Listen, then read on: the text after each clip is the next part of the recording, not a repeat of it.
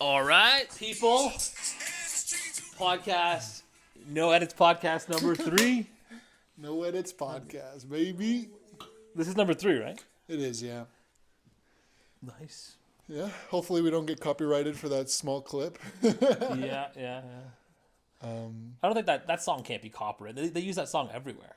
Yeah, you probably have to buy like the license to it. Probably. They're very picky on YouTube. Yeah.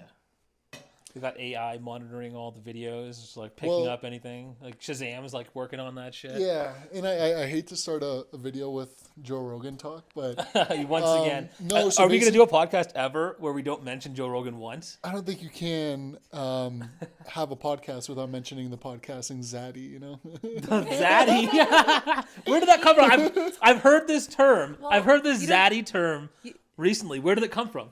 Honestly, like I don't know how to explain zaddy. Like I think it's just a cool way of saying daddy.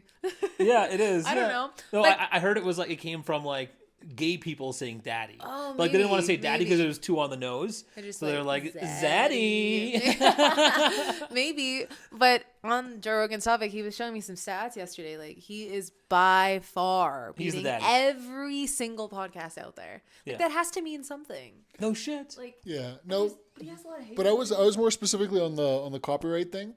So actually, since he stopped, well, now he's got a more like widespread deal with Spotify, and so he can post his podcast anywhere he wants. Now he's on YouTube, he's on Apple Podcasts. So now when you watch his podcasts, he can't play music anymore the way he used to. Oh, because Spotify has all the deals with the He's producers. got all they got all the deals, and now because he's open on everything, now they have to abide by like the strictest platform, which is YouTube. Yeah. So I was listening to Protect Our Parks, and they're so like every 30 minutes they're like, "Yo, put that up, Jamie. Like I want to listen." And then Jamie's like, "I can't. Like we can't do it. We can't play the music." And it's just kind of like interesting. Like I feel kind like of a it's gonna take away some of the kind of like the essence of. But you a can lot play of these other things. people's YouTube videos. Yeah, I think when you're a podcast that big, I think they're bound by like specific contracts. I think Spotify, they mentioned something about a contract, so I think that's just where it's headed. Yeah, but no, Joe Rogan's on like another level of podcasting. Yeah, he's on the moon. He's the king. He's the zaddy. But where the fuck did you hear about zaddy? Like, where did you just know about it, or yeah, I mean through the social media. Like is it new? I've just only recently heard no, of it. it's not new. Oh, No, I would say it's new. now I feel really old. But okay. No, it's I think it's relatively new, like a couple of years, but I think it comes from. I think a zaddy is supposed to be like a hot daddy. You know what I mean? Yeah, hot daddy, like an older guy, Exactly. like a sugar daddy. I don't know if it's no, Dilf. no, that's different. But this guy's just like. No, don't know. this guy's he's also got it going on. Like, Yeah, you yeah, know, I think he has no So- kids. So a DILF is just like like a milf, but with a a dad. MILF with a dad, but like a zaddy's like you're not just a dad, you're like cool. No. It's like instead of saying like you're my daddy because Yeah. it sounds cringe, you say you're my zaddy. They both sound cringy, guys. Well, that's probably the last time I'll use that. It's better than daddy. Yeah. What's up, Zane? Where's your feet finder, yo? Did you? I haven't looked yet. Maybe I've been selling them. Maybe there's a bunch of money in the account and I just haven't. I know. Found I was really excited about that and that part. I was really hoping you'd hook up the link, but I think I've been avoiding it. You know, just I think maybe you're too concerned as to how much money you might make out of it. yeah, that's possible. But I'm gonna look it up after this and I'll send it to you. And I'm gonna take some more pics. I got a fresh nail job recently, so Yeah, it looks pretty good. It's like a lemon. Like I think like we spoke about this earlier, but the only way to really be successful in something like that is marketing. Yeah. Like, you know, like you can have the nicest feet, but like most of the people who actually do really well is because they have a huge social media following already. Or like, you know, a lot of the people who get into of like OnlyFans and horny stuff people like that that. like feet. You need a following of horny people that love feet. No, you just need a following because that's how you'll get out there, right? But you have to be willing to have a big following and then post the fact that you're you're on Feet Finder or on OnlyFans. Like, you know what I mean? It I don't mind. takes a lot. You can do whatever you want with pictures of my feet if you're gonna pay me. I mean, like, I don't care. I'm okay. That's within my boundaries. No, but like, are you willing to right now put it on your Instagram story? Hey, follow my feet. Like, that's what I'm saying. Nah, because there's so many personal, like, family relationships on there. You know, it's just a little awkward. But like, if I had like a separate social media. Yeah. Yeah, no, for sure. I think that's everyone's problem is the dilemma of, like, you know, having a judgment, really. Yeah. That's what it is. So the I dilemma wonder of how judgment. much in life, like, fear of judgment holds us back. Oh, man, this is a good topic. Probably Oh, wow. quite a lot. Oh, a lot. Like, imagine you were completely free. You could own the fucking world. Well, that's why I think most things that stop people from doing good things in life is fear, Yeah. right? So, like, imagine every step you took of the day. Like, I bet today there was some fear that went through our mind at some point. That it's almost subconscious at this point. For sure. But that's just it's almost like it's ingrained in society, though, because, like, that's everyone's problem. Yeah. Is literally fear of what other people think of them. Yeah. And And like, what is that stopping you from actually doing? And like, what, you know, how much potential are you like hiding away from the world and never going to realize and will die in your grave without actually, you know, living and releasing? it sounds scary. It sounds terrifying when you think of it, but it's still so hard for people to do. But like for me, like I think I'm trying to build the mentality of like, I just call it the fuck it mentality. So like the moment you get those thoughts, fuck it. Like Yeah. I'm not going to let myself, and you know what it is? It's a consistent repetition in your brain, like of saying these things to yourself. And eventually it just becomes who you are. Yeah. Like, you know, like anything. Yeah. But like having that like no filter, that's basically Kanye West now, you know? Like And look I how don't he know, turned out. Like you said, like he goes like, yeah, that's true. I mean, he did, but I mean now he's doing some crazy shit, and I think now he's more like, you know, kind of adopting that type of mentality, and that's where it leads. You know, for some people, not everybody. But I think he's some people- always kind of had it. Because like, Yeah, to I do what think- he did and have the confidence that he did, even when he was doing good things, yeah. most of his career, that man did not live in a world of fear. I think social media kind of exacerbated that too, because I think Kanye West was always controversial, but he specifically now obviously has more kind of views on certain things, but maybe he had those views like back in the day. But I actually, knowing him a bit more and knowing about his history, I know that's not true. He's kind of derailed into this kind of side. He's gone. But I think maybe also like cancel culture has pushed him that way too. So like because he does not want to be constrained, maybe he's moving towards the complete opposite, even though he might not believe it. Although he probably, like to a certain extent, definitely believes what he's saying, and that's not to excuse his shit, but I think he's also rebellious. Like in general, he's always been rebellious. He's always wanted to do that. So I think that's kind of pushed him further to the fringes, and that's kind of what's happening. Like in the type of woke, PC, like and other kind of like self-censoring ideologies. Give me like one example of like someone who's really, really successful, who doesn't have like a rebellious trait or doesn't have a side to them who's a little bit controversial. I mean, Drake is not controversial. Drake generally I guess plays that's an example pretty. of pure. He's very aware of his boundaries. You know, I'm thinking of the Elon Musks, the Jeff Bezos. Oh, but those are no. Jeff Bezos you know. isn't that controversial. Maybe He stays in line. that's He true. wasn't afraid to do anything that he needed to do, I think, along the way. Yeah, maybe we're. No, but I think Like, maybe. but it depends on your pursuit. Like if you're trying to be in the public and start a social media following or something like that, that's a different kind of fear. Yeah. You know, it's a very different kind of fear. Okay, so there's like layers to fear, right? Like, I mean, we could talk about fear in terms of putting yourself out there, and in the public eye today is very different than it was 20 years ago. But like also fear in just like your everyday movements and actions. Like if I want to, you know, think about money, right? Like I'm reading this book. It's a Tony Robbins book, and it literally just talks about like, you know, people's biggest fear is just making a move with the money they have. Yeah. And like, you know, like you have opportunities, but the only thing that's stopping majority of society is fear. Like I'm going to give a great example. Like you have enough money to go buy a house, but maybe I'm going to wait until the interest rates go down. Yeah. Like what? That's an excuse. That's an excuse. So that's an excuse that you use to support and support your fear basically. And like what I've noticed is people grow to the level that their fear allows them. So like the bigger the moves get, the more scary they are. And so some people just stop right here. And they never get anywhere. Some people do 1 or 2 deals and they get something, but then they get comfortable and they're like, it's good enough. And like, it's not worth it to take more risk. And then there's people wired like Elon Musk or Jeff Bezos that just, their wiring is so different. They're like, there's no fear and they just keep going for what they want.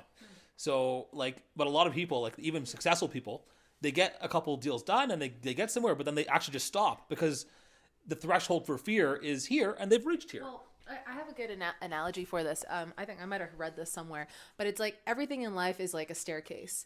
So you get to the top of the next step and you're now going to step up. And then where do you land? At the bottom of the next step. Yeah, 100%. Yeah. You know what I mean? So everything in life is like, I just got to my threshold, like my fear threshold. Now, to get to the next level, I'm at the bottom now and I have to work my way all the way up to that next step. And that satisfaction of getting up that step, it's like half a second. It's like you get to the next step and you're like, oh my God, oh shit. Whatever. I'm like, oh fuck, there's another step. Yeah. And you know what else too? So you get that satisfaction For like half a second. Sure. But then you also have because you're now at the bottom of the step, you kind of feel like accomplished, but also at the same time kind of complacent. You're like, oh, I already went up a step. And so maybe I don't need to go up to the next one right now. You know what I mean? Like I've already done this. Because things get more comfortable the higher you go, right? So life is better higher up the step. But at some point, people are like, this is good enough for me. And like, it's a balance. It's like the scale between like, this is good enough and I'm comfortable. And like the cost of the fear gets bigger every time too. Like more risk. Yeah. Yeah. And I think that's okay because like, honestly, a lot of people feel comfortable there and they just want to end up there. Like that's where they want it to go. Oh, it's right? perfectly fine. And that's kind of good because obviously not everybody can go all the way up or otherwise it becomes even more competitive. Yeah. Like to a certain extent, like at work, for example, like we need people that just want to sit down and do repetitive tasks all day. That like we need people like that in the world to help everybody who wants to go up to that next step. That's you need people to step on along the way, right? Well, not step on. You don't need to step on them. I'm joking. You need a foundation that holds up that small minority that is actually ambitious and can get up there. And hopefully with AI, technology, robotics, eventually everyone can be up here. You know what I mean? Like that's the possible world that we have ahead of us. Yeah, but you know what's crazy is that actually AI is actually taking away a lot of the jobs that are further up there. Yeah. And it's kind of like inverting the pyramid and making people with actual like hand labor skills, making them more valuable until like one day automation takes that away. Actually we thought robotics and like automation was going to take a lot of jobs first. I think artificial intelligence will actually take away a lot of those mid-level jobs before the low-skill labor jobs. The curve for automation to take jobs is like linear. I would say it's not. There's no quantum leap, but the curve for AI is like it's exponential. Yeah, people are already losing their jobs. Yeah, over the next 3 to 5 years, it's going to hit hard. Like I'm making thumbnails for our videos and stuff using artificial intelligence. Like I'm using ChatGPT to just make it. Yeah. Where in like 10 years ago, 5 years ago, 3 years ago, you might have to like hire somebody who would be willing to freelance like something for you, or figure it out yourself if you're that creative. Yeah. But it's really interesting. And the jobs are going like quick. Yeah. Yeah. And it only takes like certain companies like Oracle to like find a way to get like data entry into like to be as modular as possible for any kind of like small business to like really take away a lot of jobs. Oh, that's like that could show up tomorrow. It's already here actually. Yeah. Like it's been around for 5 years. I remember Canon came to us once and they had a solution like that. Like it was expensive at the time. It was 5, 6, 7, 8 years ago, but it was possible. Now I'm sure it's possible right now. Yeah, and the cost is only going to come down. Oh, it's nothing. Yeah. Yeah. So I mean, it's back to basically the stepping stones to success. that's just kind of how it works. Like, Yeah, but you're right, though. It is interesting that AI is actually not going to push everyone up the ladder. It's actually going to take a lot of those jobs at the top and make those guys who work with their hands more valuable, because their jobs can't be taken by robotics like tomorrow, especially the skilled labor. So I have a friend in Canada. You know him. I'm not going to say his name, but he's a tradesman. You know, he knows how to fix cars. He knows how to build houses and I do think all we those know who things. you're talking about. He he's probably going to listen to this podcast, but he's literally like been like onto this for years now. He's like, AI is going to eat the entire white collar, and like literally tradesmen are going to be, you know, making 300-400 grand a year. Like if you have the skills, like they're going to be the next kings in 2035. I think I saw like a short or a movie where that was like one of the things. It's like everybody has technology to do whatever they want and anything they want, but the people who are actually doing the skill, like the hand skilled labor, are so hard to come by. Oh, it was a South Park episode. Yeah. Oh, South Park. If South Park or The Simpsons does it, it's happening. Oh my god. So They because you know literally- it's going to come through now. I think, yeah, it was a South Park episode or a movie, and literally nobody knew how to do anything. And this one guy who was like the plumber, electrician, like Oh, I remember this carpenter, Yeah. like he was just like drowned in like business. And by the end of the episode, he's driving like a freaking like Rolls Royce because he's just charging whatever he wants because Yeah. somebody can't fix like the rail in their like stove to get the. Dude, do you think Gen Z wants to fucking do any of that? No, they don't want to They're do not doing any of anything. that anywhere in the Yeah. world. Anyone in Gen Z who has any opportunity. Nephews and cousins, you Yeah, don't my nephew like literally, and I hope he watches because I'm gonna call him out. Like I told him from the like 3 years ago when I knew he was fucking stupid at like everything else, like, and he's gonna take it. I hope he takes it lightly. Like he's not mathematics oriented. He's not science oriented. He's not like very like literate in terms of like. Look. Okay, sure, literate. That's really bad, Jose. All right, just stop. Just Yeah. Okay, he was more of an applied class kind of guy. He could have been. And so I told him, I'm like, dude, like clearly, and I wish I had identified those kind of things when I was young too, right? And it's the vicious cycle of life, you know, old people telling young people what to do because they know better. Yeah. And then they never do it because it's just a rebellious thing or just stupid thing. Well, our parents all told us to go to university and get 3 degrees. Right. And, when in reality, like, so I was the guy, I'm like, dude, you're clearly not going to go to university and get a degree. It's just, even if you could, which you probably could, but like, it's just not, why would I force you to do something that you're not going to be successful in? So I told him, get into trades, look up an electrician, like a plumber, whatever, just do something that is practical. And you'll be out of college with a job that you're going to pay off your student loans quickly. You're going to be rolling in dough. Like you're going to be financially independent very quickly. And he sort of took my advice, and I hope he gets back on track. But like that's just what you need to do these days. Like those are the guys who are going to be making money. Degrees are just like they just flooded the market. Everybody has a degree. With like a bachelor's degree, you can become a barista at Starbucks. You know? Yeah, Like, basically. that's Yeah, you can wipe your ass with that degree. I mean, like, Yeah. And then now, like, what they're trying to sell you on, like, now it's like, oh no, it's not just the degree. You got to do like the masters. You have to go into like the specific profession, and then you know how competitive that is. How much time of your life you have to dedicate to that, and a lot of people can't even do that because you need to spend a lot of time, and you don't have time to work. If you don't have somebody that can support you, you know those jobs aren't coming by, and then before you know it, everybody's got a master's degree, Yeah. and no one can get a job still, and so like it's the baseline now. you just need You're basically life, it's like a high school degree from 1995. you need life experiences. You need real, actual, practical, soft skills that are going to apply anywhere but and there's proven a- success. There's a market for different things though. Like I feel like if you want to become a doctor, if you Of want to course. become a lawyer, like that's what these systems are set up for. If you want to become a doctor, a lawyer, like what else? There's a couple other ones, you know. But yeah. the thing is that I think what happened from high school is the teachers and everyone in the society says every single person needs to go try to be a doctor, try to be a lawyer, you know, and then it's like, wait, no, like that's not for everyone. No, it's literally it's a cycle, right? So like our parents, they were not, most of them didn't have the chance to get educated, and that was the dream back then in like the 80s and the 90s. Right. If you got educated, you actually did get a great job. Then their whole generation told their children that everyone needs to get it, and then all of a sudden, like, we all could. So then now we all have degrees. So it's just like, oh yeah, you're just like another guy. You're just it's a cycle of like generations. I had a friend that actually did follow your advice that you would have given to your cousin, and like right out of high school, I graduated in 2010. He went straight to become a plumbing apprentice. He became a master plumber by like end of 2011. This guy bought a house in 2012, and he was making like over $100,000.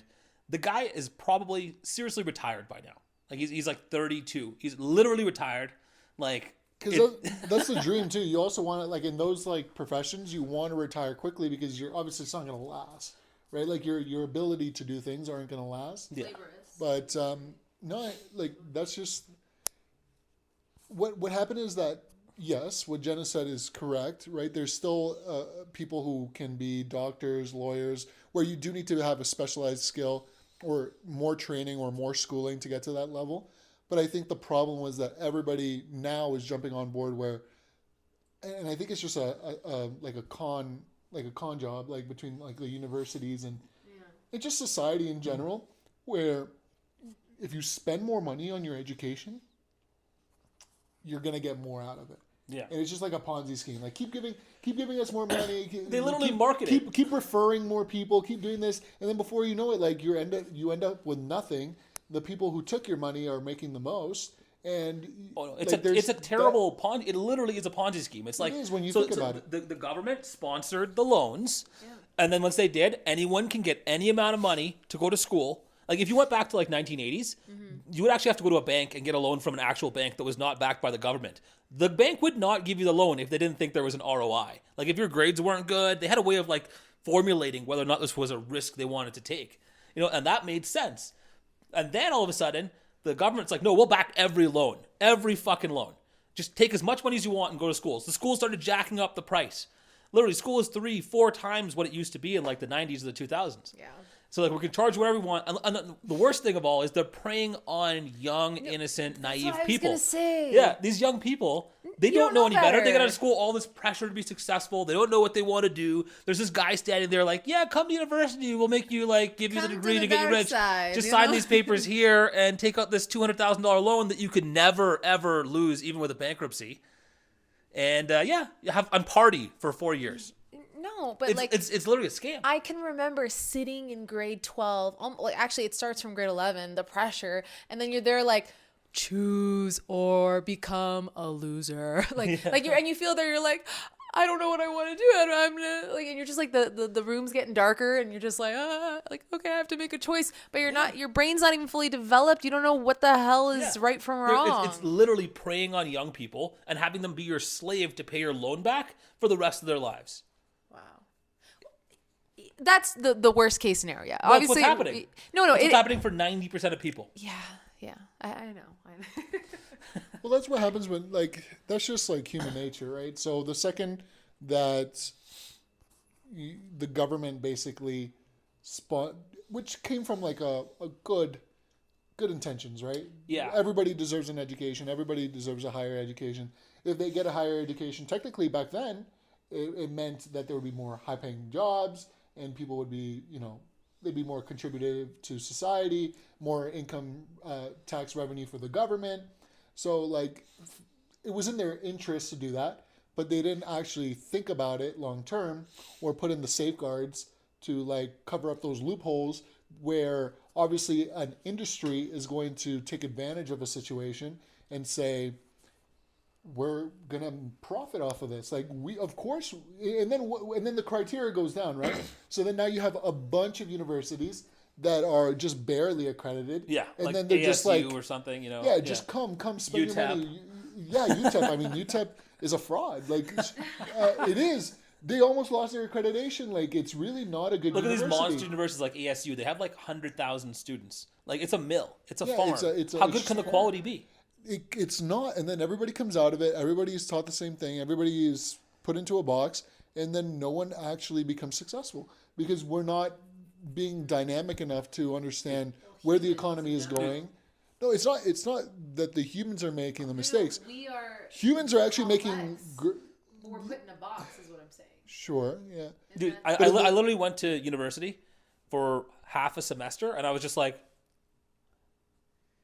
"Yeah, I'm out of here. Fuck this!" Like, I just left. I was like, No, I mean, and majority of the people who do end up going, like, I feel like there's two routes you take in university. You're either like I'm gonna go and do this full blown, like I'm gonna study every day, be that person, like I'm not gonna go, or there's the frat party people who end up turning to drugs. But I was neither. I was neither. Yeah. I partied through high school, and I partied on my victory lap, to graduate high school. But when I got to university, all my friends were kind of whatever, doing their own thing. And like, I went there, I wasn't even partying that much. And I also wasn't studying that much. And I was just like, I kind of went here because I wanted education, but I was like, this is fucking stupid.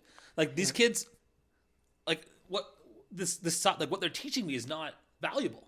Like, I was like, I can learn this online. Like, no, if that was the majority of your classes are bullshit. I'm going through so much work, so much time, so much travel for this. I'm like, this is not worth it. I'm not doing this. No, yeah, there's two sides to look at it. Like, it would be interesting to get Talia on here. Well, she's a doctor. She's trying to be a doctor. She's in med school right now, and there's a lot. No of names. Of course, no. Like No we said, names. lawyers, but doctors. it's not easy. There's a lot to it. Yeah. No, but for the average person that doesn't want to be a lawyer or a doctor, Yeah. Well, there's other professions too mixed in there, but I would say to kind of counter Jenna's point earlier, you can't just divide it into people who actually want to do the work and people who are just drug addicts. No, there's people in the middle who are just don't care enough, or it's not interesting enough for them to do everything that you need to do to become a doctor, or a doctor in whatever like career you want to be, right? And right, like if you were studying business administration, right, you could go full in and get hundreds on your grades, right? You could do that. But most of the people are sitting somewhere in the middle where they want to have a good time because they're young, and also do the schoolwork because they need that degree. But that's not valuable. Get by, but that's not actually valuable or contributing anything. I think 20% of the people that go to university for not lawyers, doctors, or whatever those things that you need to go there for, 20% of them, they're actually going to reap the value out of it. Maybe 30. Yeah, But I'd like- say 20. I mean, I valued I did learn a lot of practical things, but I don't think we went to a school where it was like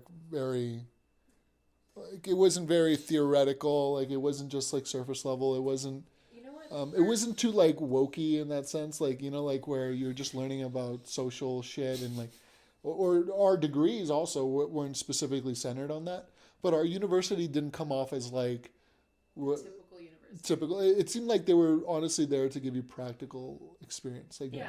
No, it was Sure, actually no, like a that's fine. hands-on college. Yeah, I mean, if But- you want to be an accountant, you probably need Yeah. to go to school for a little bit. You could learn stuff yourself if you wanted to, but you wouldn't be accredited. You wouldn't, all that. So keep going. you got to keep Yeah, going. you Yeah. Our college was like a weird, like, I don't know how to describe it, but it was like an in-between of like really like, because when you imagine what university or college is like frat parties and all this, like Humber College in Toronto is just like, I don't know what it is. It's not really what you it's would 80% imagine. Indian immigrants that just showed up off a boat. Like literally, No. like, dude, the first time I went to Humber College, the one in Rexdale. Oh god. And yeah, I know went that to one of the campus. frat parties in the bar, the college bar. I yeah. literally saw these 3 Indian guys, literally fresh off the boat, just like having the time of their life, but they're so Indian.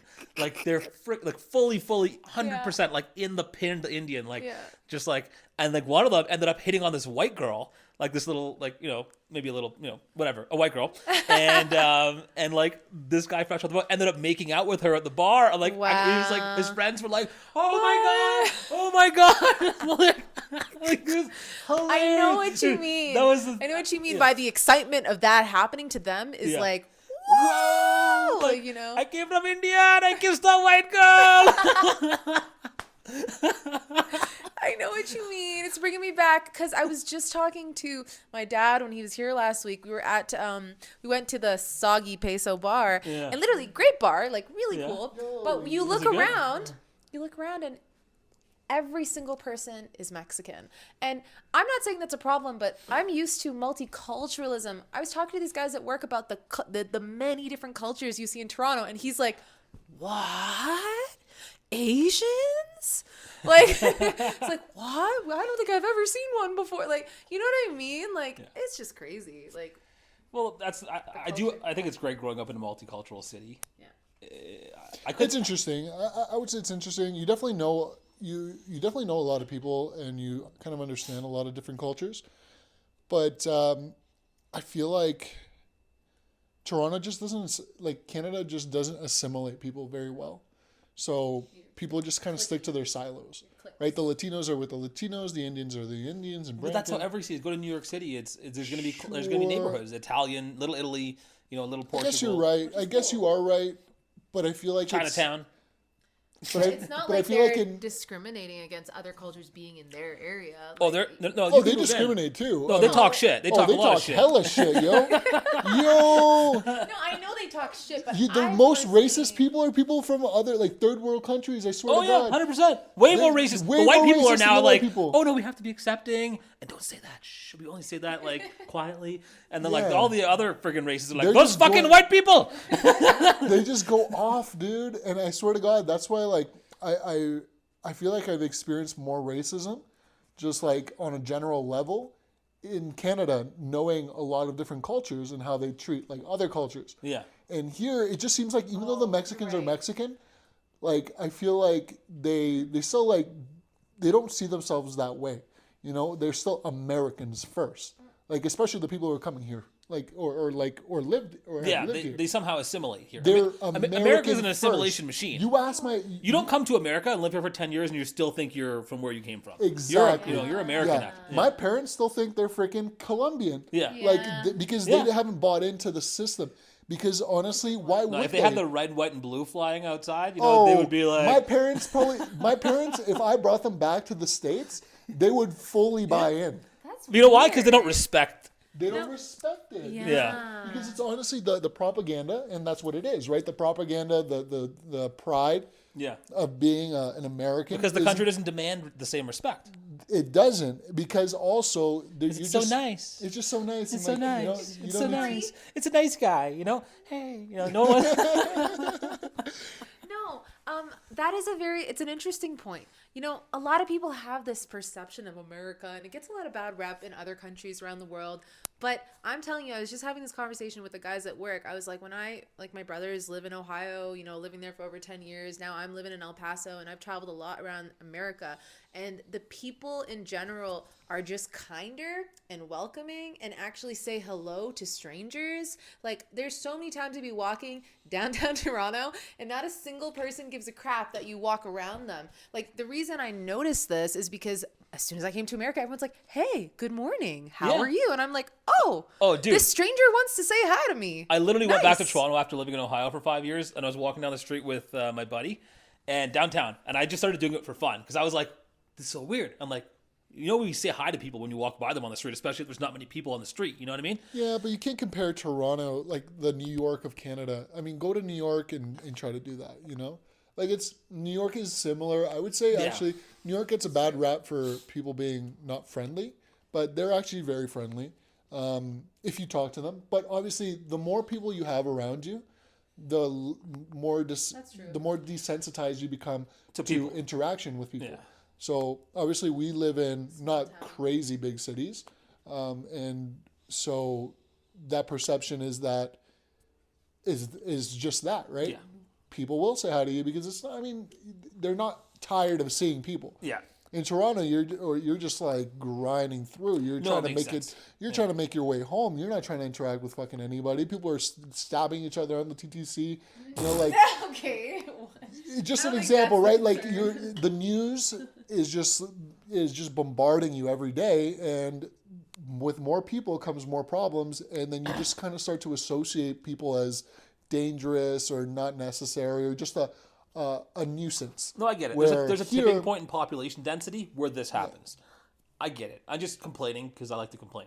And I don't like that. I prefer to be in a smaller city, personally. I don't mind visiting larger cities. But I would actually say I still like bigger cities. Like I like the energy. Like I'm not saying we can't like say everyone's an asshole in a big city, but like no, I didn't say they're assholes. They just don't say hi. but When you I wave still at them, wanna they look live- at you like you're I retarded. need the energy of a big city. Like here, I can't walk anywhere. I'm just kind of. I just need walking. Cincinnati, you know- downtown, where I'm moving. Cincinnati is. Whoa, I'm freaking going to be beautiful. walking downtown, saying hi Shout to everyone, out- saying hi to the baker, saying hi to No, shout out Cincinnati. Everyone, please go visit downtown Cincinnati. It's a beautiful city and it's underrated. It's very underrated.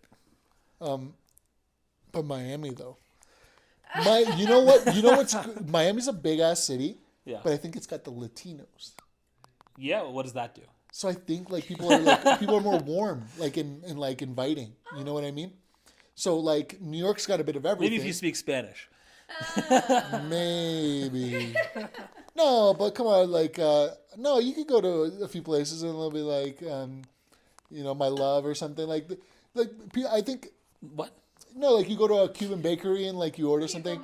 Okay, here you go, my love, and because they're just or they can say it in Spanish and maybe you don't understand it. Yeah. But I have a feeling that Miami. That's just the way they talk, though. Yes. Yeah. But that's a warm way of speaking, right? Yeah. And I find that even though Miami is a huge city, people have that southern kind of like hospitality. That's how my grandma talks to me.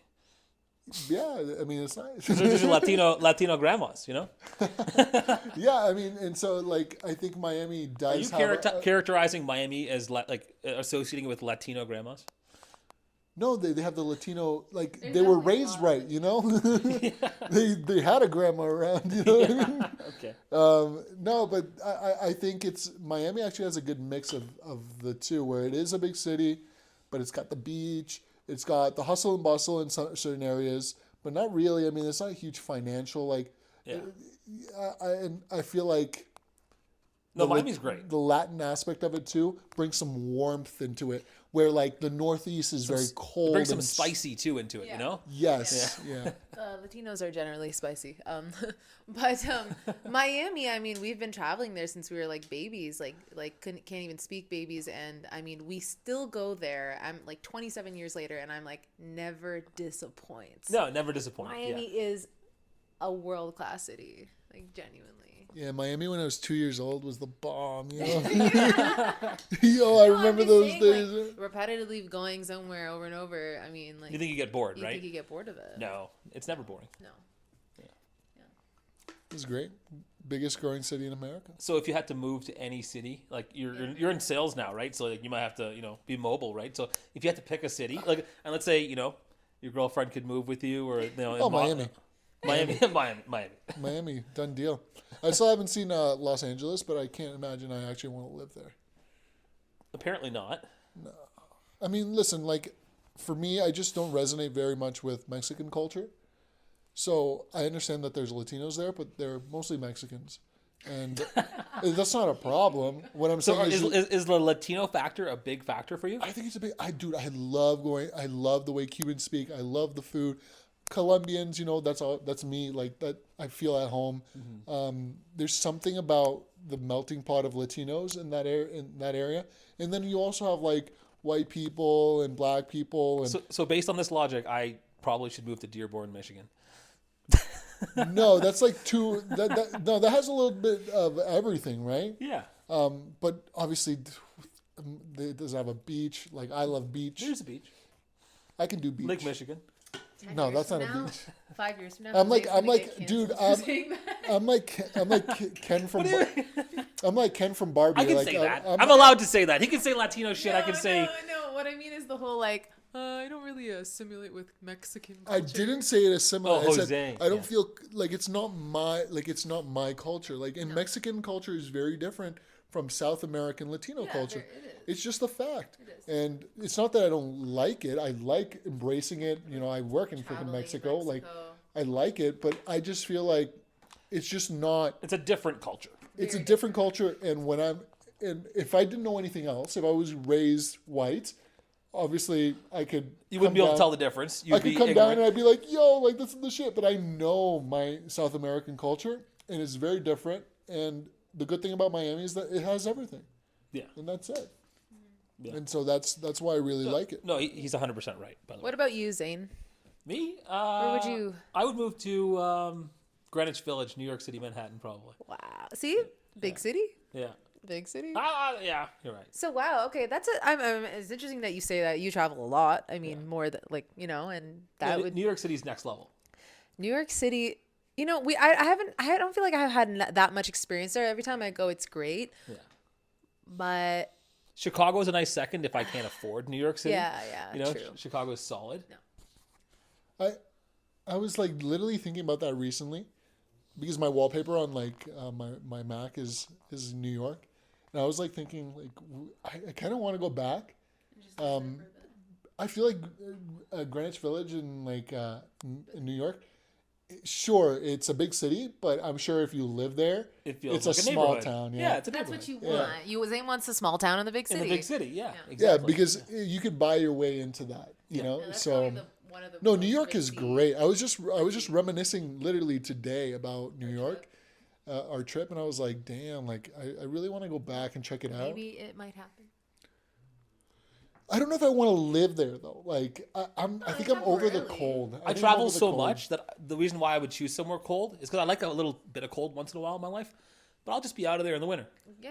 I'll live there in the summer, enjoy the summer, and then after that I'll put it on Airbnb or something. I'll be in like Cancun or Yeah. Mexico City or Monterey or 1,000%. whatever. I was just thinking, like, actually recently I was like, I like the warmth, but dude, I love to ski, bro. I love to ski, bro. Well, you can just go on a ski vacation. Oh yeah, didn't you go to Taos recently? Yeah, dude. I'm literally now my entire Instagram feed is just ski videos, and I'm just itching to go on my next ski trip. We're kind of becoming like kind of obsessed. Like we're like the adrenaline is just great. I lo- Not just the adrenaline, the whole vibe, dude. Yeah. The après ski, like just that Yeah. cold beer, like after a long day of skiing. Dude, did the ski village have morning beers and morning drinks? So like Yeah, yeah. When I went to Colorado at whatever that place is called, Breckenridge or whatever. Breckenridge, yeah. In the morning, you go into the ski village and people are just pounding back like tequila coffees and whatever. For sure. It has, I mean, you know what? This is my first time actually doing, I mean, I'm sure I've done like a winter vacation in the past, but like a recent winter vacation. And we got there and I was like, this is amazing. Like, I It's don't so care cozy. how cold it is, but it's cozy and It's so cute cozy and- around the fire and you have a in little your room. apple cider, and Yeah. we went to the hot tub. Our hotel had a hot tub. So That's after but that's what I love skiing- about the cold. The cold go makes you sit- really appreciate a little bit of refuge from the cold. Yes, You know what I mean? yes, And like, yeah. if you're So- in New York City, you can experience that. So like to people out there, like it's definitely worth it to go to a really good ski resort that's got like cool amenities, and it's a great vacation. Absolutely. You went to Breckenridge? Yeah. That's a nice one. I was very looking nice. at the map. It's actually Oh, it's pretty awesome. Enormous. And Yeah. the ski village is huge. big. It's huge. I saw that too. I was like, holy shit. Far to drive. It's like 2 hours from Yeah, 2.5 Denver. hours from Denver. Yeah, we were gonna go, but then it was a little too far. You can't just drive up for Oh the day. yeah, we spent 2 nights. Yeah. Yeah. It's No, nice. I really. And like, they had all wanna the go. outdoor like pools that were heated with snow around them and Yeah. everything, and yeah. Yeah. Once when you're in the hot tub, no matter what degrees it is outside, I can stay in there for hours. It's great. Hours. But tell them about what we plan to do next year with the pass. Oh yeah, we'll probably get like an Epic Pass or something. Oh yeah, is Taos an epic pass? It's actually a Icon Pass, okay. but the Epic Pass is way better because I think you get Vale. You get Vale. Vale is where I went. Even Whistler. Vale. Vale and Breckenridge are the same place. It's No. right next door. No, They're right no, next no. door. You can No, no, ski no. like to them. No, Yeah, that's not true. yeah. It's not true. Look it up. Someone pull it up. Jamie. Jamie, I'm a good where you beer. at? Give it a goog. You sound like Mark Norman. Oh yeah, Mark Norman. We saw him the other night. Yeah, that was pretty cool. He lived up to the name of a awkward guy. Like, so I don't know. I wasn't expecting him to be as awkward as everyone says he is. You say Aspen or Vale? No, Vale and Breckenridge. All right, Vale. Yeah, I think I wasn't looking at. Vale and Breckenridge are right near each other, dude. Right up the street. No, I don't think so. That would well. Then why didn't we do that? We Hold were just on. there. Wait up. No, but isn't Maybe Vale was in I Aspen? looking at? Was I looking at? No. Oh no, you might be right.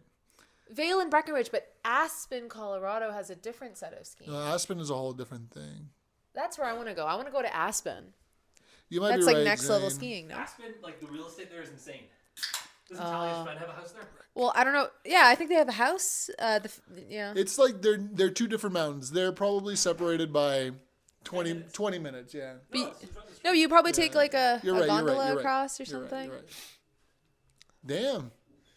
Well, yeah. That would have been I was worth looking it. at Vale yesterday too, and I was like, Whoa, it Vale looks is so nice. really nice.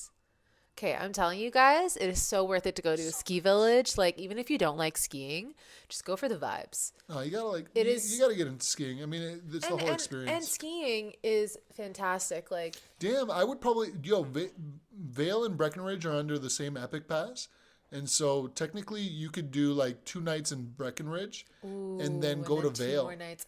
Okay, so when we And were, then there's Copper Mountain too. isn't which it is crazy, like- Jose? When we were skiing, like I was surprised people were there for a whole week. We did 2 days of skiing, and I was like, my knees need a little bit of a break. People are doing a whole fucking. People are there for a whole week skiing. Like, you know, I'm kind of like interested because this girl who we met, she's doing a whole week training. Every morning she trains and then she skis by herself in the afternoon. And I'm like, oh, I want that so badly. That's the life if you're a model.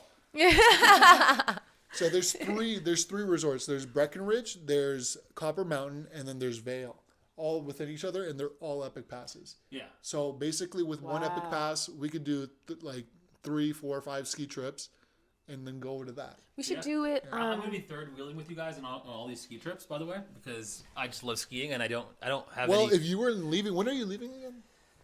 Leaving what here? Yeah, Next weekend, 5th. Oh, you wanted to go next weekend? and then you're gone forever, right? I can stop. I can stop at the ski resort on the way. Dude, because Jenna's going to Canada in the middle of April, Yeah. and like I would like to ski maybe. Is the skiing gonna be open in the middle Oh of no, it? I'm going to Denver on the 10th, Yeah. and I leave on the 12th. But The season is much longer there. Because it's high it's higher, altitude. yeah. Yeah. Yeah. That's the only way to ski these days. Like all the ski resorts at sea level, they're just too warm. Oh, no no. snow. Like Blue Mountain in Canada, It's over. no skiing. wow. It's done. Yeah. No, this place is legit. I'm down anytime. I'll let you know. Because we could go to Breckenridge and you can book it, and it's probably not. I too can fly to expensive. Breckenridge easy. Yeah. Yeah. I'll drive there. I'll go anytime. Nice. If you want to go to Breckenridge, you can probably get a tail end of the season Epic Pass that can go into next year. I don't know if they sell Maybe that. I don't think they do that, but yeah, the Epic Pass is like $1,000, but it's totally so worth worth it. Oh yeah, because like lift tickets are like $120 a day. Dude, $200. plus rentals, but we might buy skis next Oh, year. we're buying skis. But like, Yeah, You have skis? yeah, they're like 15 years old. I gotta find them. true. Yeah, we're buying skis for sure, man. Because we did the math and like the amount of times you pay for rentals and lift Yeah. passes and all that, like so And much. you guys can drive to so many good ski resorts from here. You don't even have to fly with Oh. your skis. we want to do Redoso, right? But that's a smaller ski hill. smaller. But like That- it's still worth it. It's only This 2 weekend hours is away. You can drive there in the morning, go skiing, and drive home. Oh, and To Redoso. places- Oh, yeah. Yeah, to Yeah. Redoso. And night skiing is actually, I don't know, for me, it's really fun. We heard some people with some mixed signals. Not in Redoso. Probably. Why not? No. Apparently, there's only one place that has night skiing in New Mexico. In the whole state? Where, Yeah. Taos? No. Taos didn't even have. No, they cut it at 4:30. You're off the slopes, and I was like, I can't even go up for the sunset. But No, and the thing is, the whole daylight savings, there was a solid 3 more hours after 4:30 where you could be skiing. But I guess they just decided. in Vancouver. Apparently, it gets colder too, so it's like. We went in skiing. April, and in Vancouver, we did night skiing, and so it wasn't cold. But there was snow on the hills, and it was such an epic It time. was pretty wet. It was pretty wet snow. But I mean, I didn't No, but really it was good. feel. It No, was no, great. I- It was I great. don't care. Apparently, they say when it's a little bit wet, it's better. A lot of people go skiing in April. Powder's the best. True. We're noobs. We were sitting in a hot tub with this kind of expert couple, and it was just like, man, we felt like real noobs. Jose is just like, I just wiped out, hurt my neck. I'm like, I hurt my neck too. Like, were we just both wiped out 5 times? Like, these guys are like, oh. No, they wipe out too, but I don't know what you're doing. I'm not like that. But this guy really knew how to like he was talking about skiing like the resorts that he's been to, like he's like ticking it off on Yeah. like I've skied here, I've skied there, I've done this. Yeah. And They're not like cool. golf ski people are like golf people. Yes. I feel like they do the two. They probably do. Yeah, this guy seemed like a golfer too. But no, they were the guy like he was talking about going, he's like, yeah, I can't wait to ski Kachina, and like I remember just briefly from looking at the map, Kachina was like the peak, and the only thing Peak up there of are like Taos double black diamonds. Hmm. And I'm like, yeah, not doing that one, not going on that lift. There's only one way down. Yeah, Well, no, you could take the lift back down if you wanted to. that's true. Yeah. I know pussy. It's gonna be super awkward, and you're gonna have to. I know It's pussy. gonna hurt your ego a little bit. No, it looks intense, but no, this guy seriously seemed like he knew how to ski, and that's literally what he lives for. Like they it seems like they live in Denver, and every year they're just doing these trips, and I kind of want to be that type of person. I kind of want to be that ski person. We're gonna be an old ski couple. It's so sick, man, especially when you get a nice hotel with a and especially hot when tub. you- Hot tub required. Like if you're gonna go to need a to ski relax resort, your you muscles. need a hot tub. Yeah, 100% you do. You need a hot tub, and you need a fire indoors somewhere. You know what I've realized too, though? Like, after I get a little confident, I'm like, all right, I can take these slopes pretty well. We just take like a little Mickey on the lifts up, and we're taking shots before we go down. And, Oh, yeah. And then Jose was listening to music, and I was just like, oh, it's just such Have you a ever vibe. seen like on those chairlifts one of those trees that are full of bras? Taos has one. Oh, yeah. Taos has a bra tree. Like, I was just telling someone about that the other day, and they were like, "What?" Like, it's just a ski thing. I thought it was like a Canadian Blue Mountain thing. 'Cause Yeah. that was the only place I saw it. Yeah. But then at Taos, you're going up. There's like a tree full of bras and necklaces and some empty bottles of liquor. Like, you know. yeah. No, and you ski better with 2 beers in you. Like the most limiting factor to your skiing ability is definitely the nervousness of going too fast, or like just the kind of the jitters. You know what I mean? Like you're just not confident in your abilities. So the second you get like a little bit of like liquor in you, you like not too much. You don't want to overdo it because then that's disastrous, right? Yeah. Like I'm not condoning that people go out there and just pound like, no. But they let you. There's beer all over the fucking place. Yeah, and they know people are drinking like little flasks of whatever. Yeah. But what's important is you just need a good amount of juice to make you feel comfortable and right. Like I feel like the second I get that in me, I was just freaking shredding. Dude. I personally, I think I need to take classes. Don't even lie. No, Remember no, you no, had- no, no, remember no, you no, no, had- no. You had you had a beer or something, and then you It were doesn't like, "Holy matter. shit, I'm still skiing." going down these hills feeling like a freaking noob. 'Cause we've never Like, done I'm telling skiing. you, skiing will only get very good for you when you have the right technique. I Yeah. don't think No, you shouldn't need beer to enjoy your when time. you're good enough that you can go like drop off an edge of a double black diamond and just know how to just like Yeah. not worry. Then you're gonna be like, fuck it, I own this hill. I Yeah. own any hill. Like that's a level that's so nice. But it's technique. it feels so good. Technique. Yeah, and that's why it's an addiction. Like whoever decides to get into skiing, I'm telling you, there's some weird vibe. It's like the energy when you go to Hawaii. Like Yeah. skiing has an energy to it. It does. It's great. I love skiing. Yeah, so maybe I'll hit you up and you'll let me know. Yeah. Because I'm itching. Like, just like fiending. I love the leg. One more trip. The leg workout is great. Yeah. Yeah. No, it's pretty tight, man. Yeah, it's great. No, hopefully I'll get one more in because my Instagram feed is just absolutely demolishing me with just skiing content. all he sends me.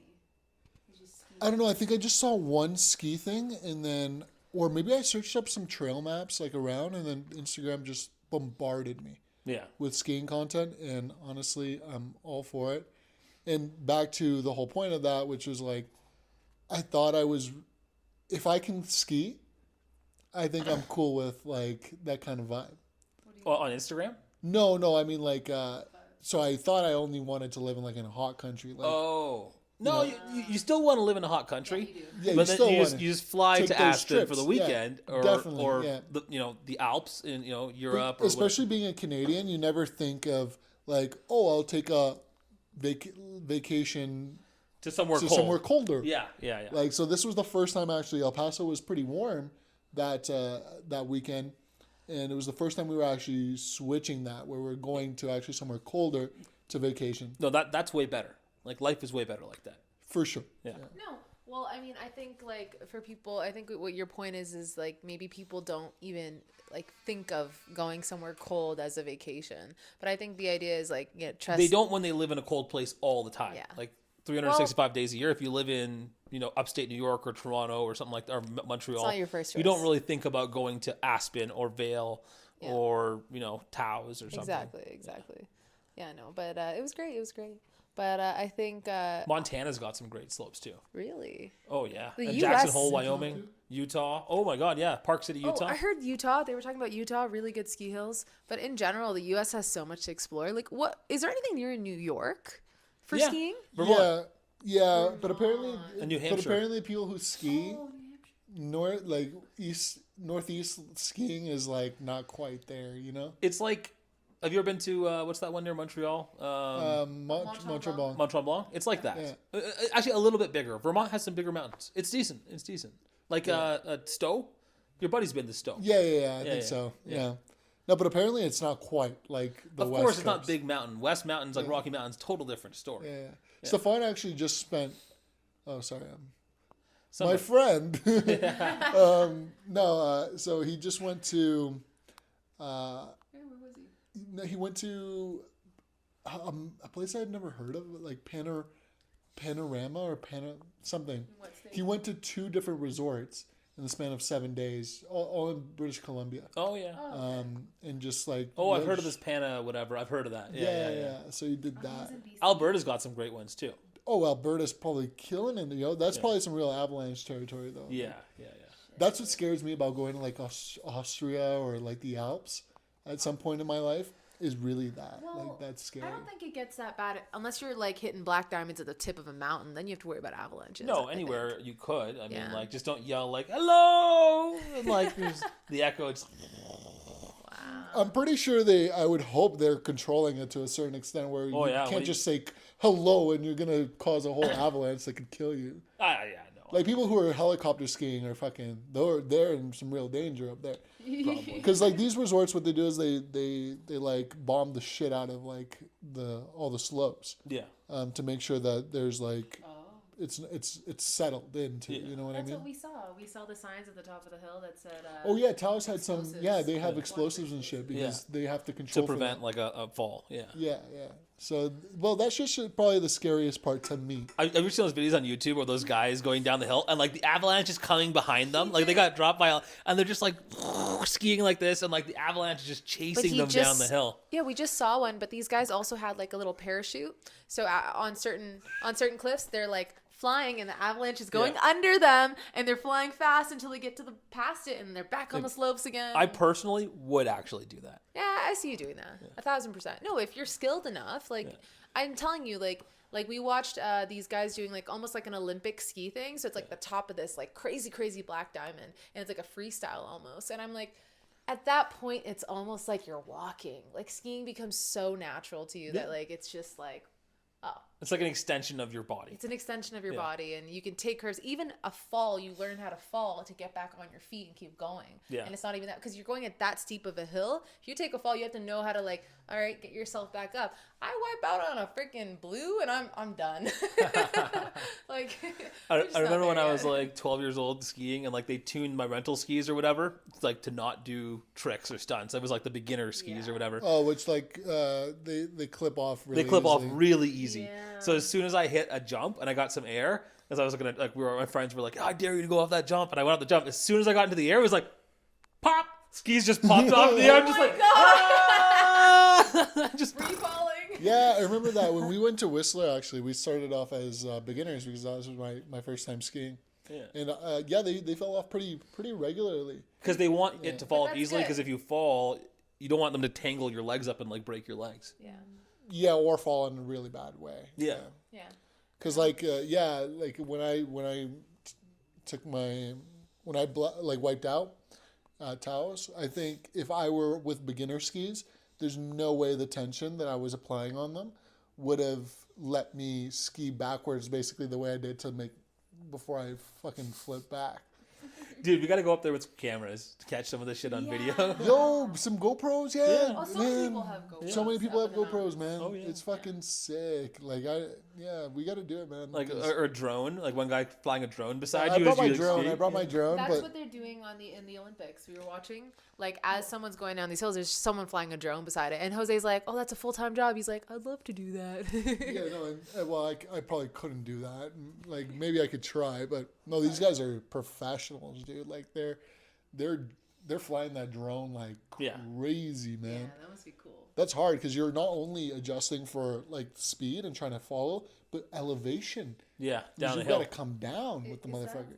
But I feel like The camera? I think it just turned off. Yeah, you can turn it back on. Yeah. Yeah, it stops recording after 30 minutes. So I think it's a problem with the.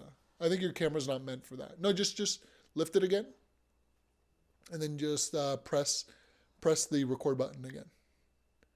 Yeah. Seems like we can't go one No Edits podcast without some technical difficulties, but We will. oh yeah. Oh shit, yo. No, so yeah, I just realized when I go to edit this thing, it's gonna be a bitch, yo. We didn't clap. And the clapping really makes a difference. It really so now with Final Cut, if I have 2 like rolls Yeah. or more, I can have up to like 8 rolls. It'll automatically synchronize On the clap? on. You don't even need a clap, but the clap is the best thing to do. Yeah. It'll automatically synchronize. But now that I have multiple shots, it's gonna be an absolute nightmare. But it's okay. It'll be fine. Just I don't know why your camera's. I wonder if we're ever going to get to a podcast with all the devices running the whole time. Yeah, for sure. Yeah, well, noobs. we're pretty good. So we got the microphones on a different setup. My iPhone should still be recording, hopefully. And then the only thing at this point is I want to tell everyone my how I broke my tripod. Looks like it.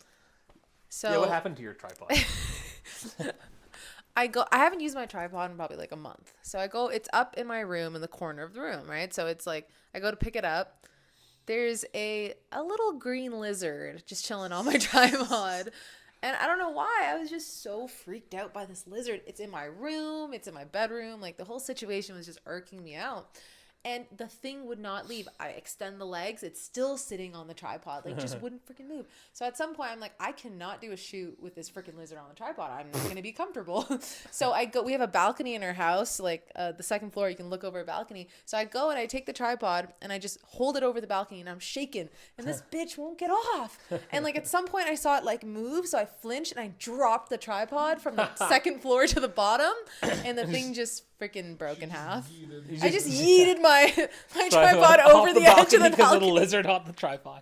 And then when I came down, the lizard was gone. And then, yeah, that was it. So, broken tripod because of a lizard. He was kind of cute when I It's a realized. good lizard. But I'm sure he's alive out there. Oh, somewhere. he's Oh, good. Huh? I mean, we found him in the house behind the water cooler a couple days later, and we just took him outside Not even a couple days. The same day. the same day, and we put He him got back outside. in the house? Well, no, this balcony, Oh, right here. like oh, inside gotcha. the house. Okay. Yeah.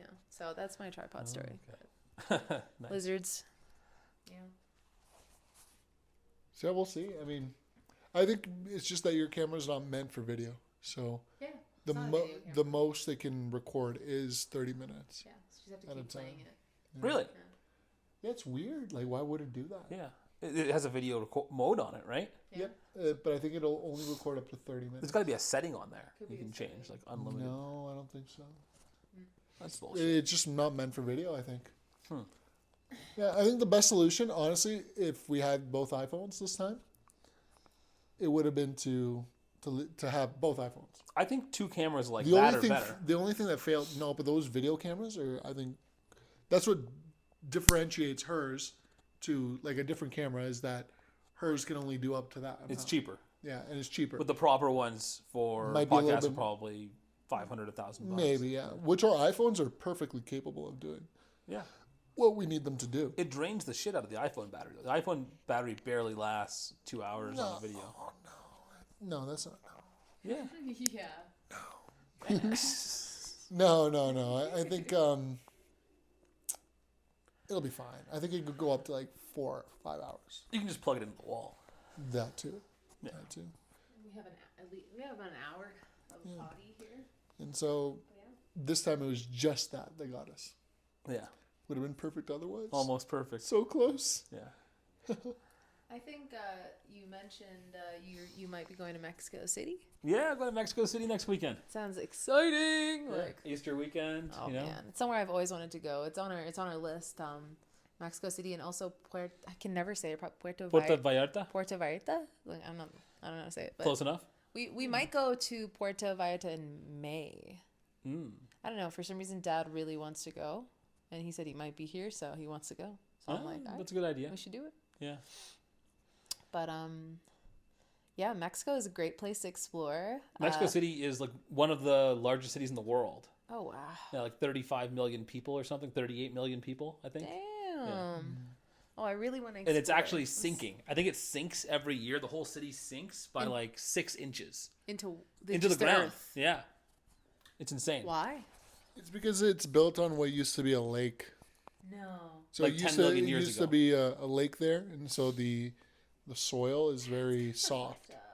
And So like all the buildings and all the architecture has to be built a certain way to like handle that. And like a lot of old buildings are just like crooked like this and like What happened in Amsterdam? Is it something similar? Because Amsterdam No. has that same crooked building thing, or is that just Yeah, I think it architecture? is. that's just Dutch architecture. No. no, I think it is a thing with the whole canal, like with the Maybe. because it's built in a dam basically. It's basically a dam. Yeah, and so Amsterdam it has dam. a similar. Amsterdam. Yeah. It has a similar kind of effect to it, but Oh, Mexico maybe that's City cool. isn't like as obvious because it's much bigger. I mean, it's a huge ass. city. True.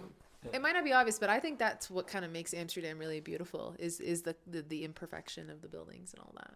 Yeah, I didn't notice it that bad. I don't know. I've been there like there's many times. I know. I have some photos Yeah, from especially the ones along the canal yeah. are pretty. Well, I pretty can see crooked. that, but also it is like those buildings are 500, 1,000 years old. Yeah, very true. That too. Yeah. I don't know if there's buildings like that. in Venice, Mexico. like Venice, is probably Yeah. worse. I mean, those buildings are pretty wonky. That's true. Yeah, that's But true. I know Venice has like a pretty bad touristy rap. But you know what? I went there and there are some quieter areas you can go to. It doesn't have to be this huge touristy It's still thing. beautiful. And it's beautiful. Yeah. Like a lot of people are completely avoiding it now. And I'm just like, It's the tourist trap haters yeah. gone mad. I mean, look, I'm also a beautiful. tourist trap hater a little bit, but you got to be able to navigate. There's a reason why it's a tourist place. Yeah. So there's something good there. So you got to find a way to get there, enjoy the good parts, and avoid the shit parts. Yes. You know. No, we walked like a good 20, maybe 25 minutes to our Airbnb, like through all these little side canals, up, down, and between little side streets. And we ended up our Airbnb was right beside like an old grandma. It was a local. Yeah. And I was like, wait, like, this is amazing. Like, yeah, I get it is sad, the whole touristy thing, but still, it is for a It's not reason. that bad. No. It's not that bad. There's worse People- places. Go to people- Manhattan, like in, No, in the it's prime. not that bad. Venice is not that bad Times tourist Square, wise. like- I mean, it is a tourist place, but it's not going to ruin your vacation. No. Mm. Definitely But people recommend. also hate on it because it's like, oh, you're not going to get the best of the food in Italy because of all the tourist places. It's not authentic Italian, although it really is. You know, I It don't is. know. I mean, it is authentic. It I is. mean, It's in I'm- Italy. Yeah. I'm here, ain't I, bitch? No, but Great restaurants. yeah, I mean, we went to really good restaurants. No, Venice is great. I mean, honestly, I wouldn't spend more than 2 days there, No, No. but that's all you need. you just need to taste the magic. Yeah. Like, It's got magic. Yeah, and then It's you got go. the sauce. Eventually, if you wait too long, you might lose the sauce. You know, so No, don't lose the sauce. No. Might be underwater. The pasta sauce. the bolognese. Oh yeah. No, But- but Italy is great. Definitely a great place. Italy is a great place to go buy a home. Right now, they have a receding population, so there's just homes are getting cheaper Really? and cheaper every year. That's a good idea. Let's go squat in one of those houses. You basically can. They'll give it to you for like $1. You can buy a house like on auction for. Squatters' rights, yo. Well, you don't even need to. You just They'll Yeah, give you a just house. yeah. That'd be a wild idea if I did that. I follow people on YouTube that did that, like Americans. Yeah, but maybe some houses.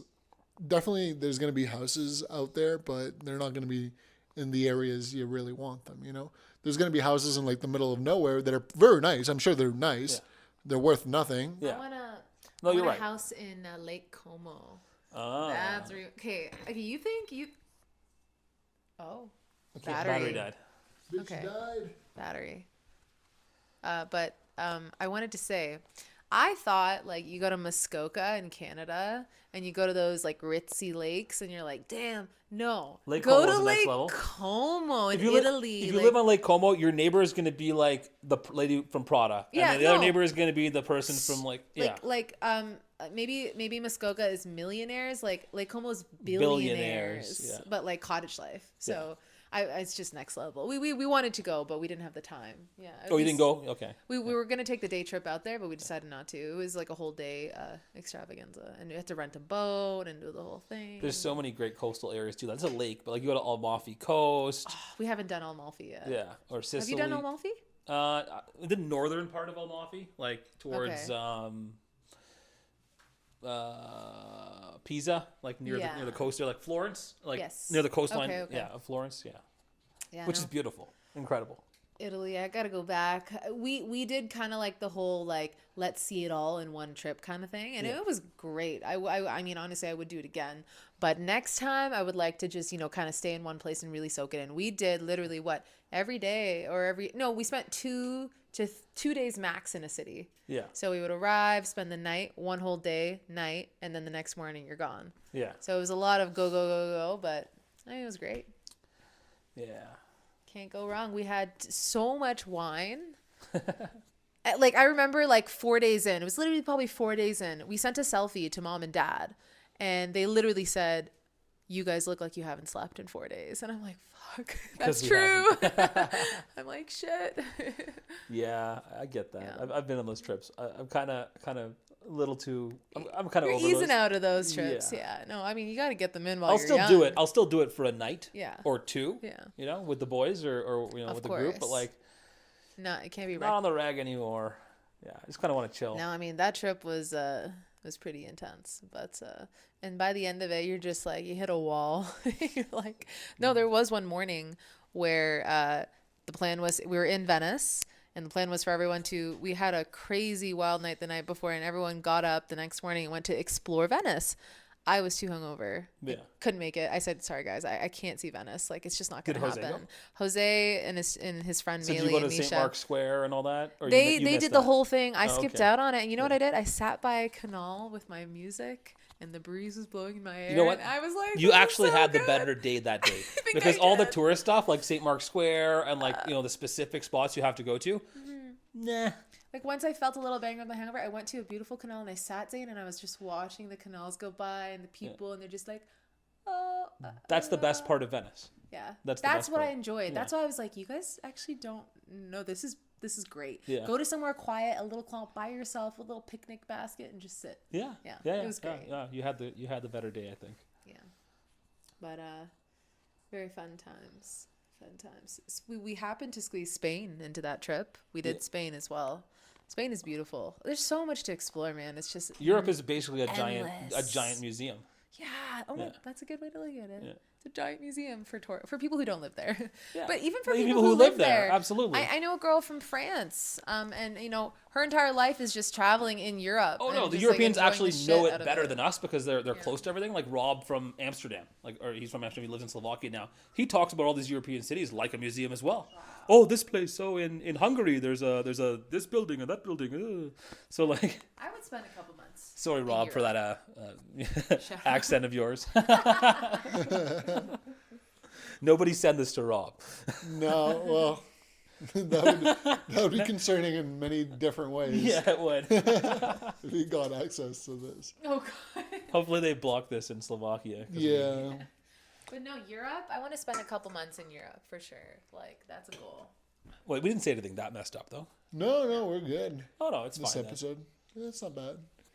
But what was I gonna say? Oh yeah, no. That morning again, Like when I have shit to do when I'm traveling, Oh God, he's that. nothing can stop me from going out. Like that is my I've seen you wrecked before. my hangover. Colombia.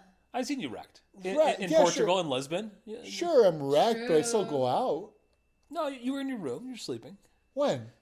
A couple hours more, here and there. A couple hours more, but I'm not like No, eventually. you got back up. Yeah. Yeah, the example in Venice is I knew we only had a few hours to like, because we got there late. I mean, that's not a that's not a relaxing vacation in general. everything. Yeah, because it was a see everything vacation. So I got it. We got up early. The best thing to do is just like vacation. get up in those cases and just kind of like have a drink and just keep going. Yeah.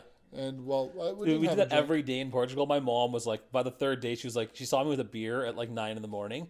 And she was like, the look on her face of terror and disappointment was so sad to see, but also kind of like priceless. But I didn't like it. It's Yeah, not- I felt bad yeah, actually. I actually it's- felt bad. It's not because you're an alcoholic. No, it's not. It's like literally it's self-preservation. Like I'm trying to stay alive here. I mean, like this is what I Through need. the eyes of your mother who doesn't drink alcohol, it's the worst. Oh no, thing I actually felt you could genuinely ever bad for a few see. days after that. Yeah. What's funny is that my mom would actually be like, "I got you." Yeah. She's literally she used to party like yeah, back in the and day. she's literally probably the first person who gave me that advice.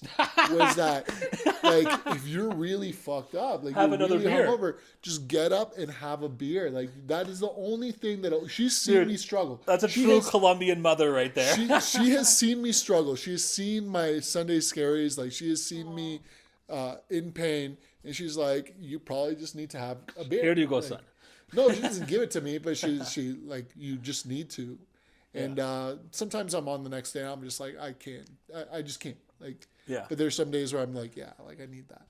And it's just purely like, am I gonna live my entire day thinking that I'm gonna die? And just having that existential like dread of the hangover that I'm having to deal with, or can I just have 2 beers and resolve this problem? There are worse. Oh, I know. I hangovers. get it. It does resolve the problem.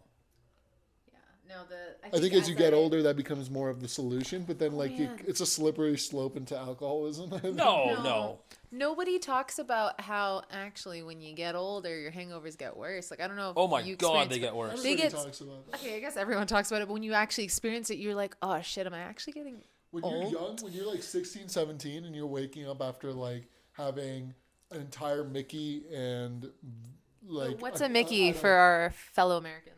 Oh, like I don't know, what is a Mickey like? Is A it, Mickey's like, only like a 8 ounces? 18 ounces, 12 18 ounces, ounces? something like that. It's like half a 26er, so 12 ounces. 12 ounces. Oh, okay. Yeah. Yeah. It's like So- a pint of liquor. Of liquor, yeah. So you could pound that entire thing, throw up the night before, like be absolutely destroyed, and wake up and still go to work. Like Yeah. I don't think Totally. I appreciated how great that was until you just hit like. For me, my hangover started getting really bad at like 23. I'm still kind of like that though. You are. Yeah.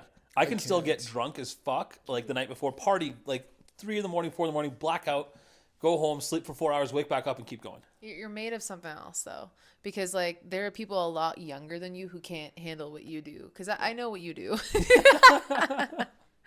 No, but some people are just built different. Like I think you say your friend, no names, can Stefan. Shout out Stefan.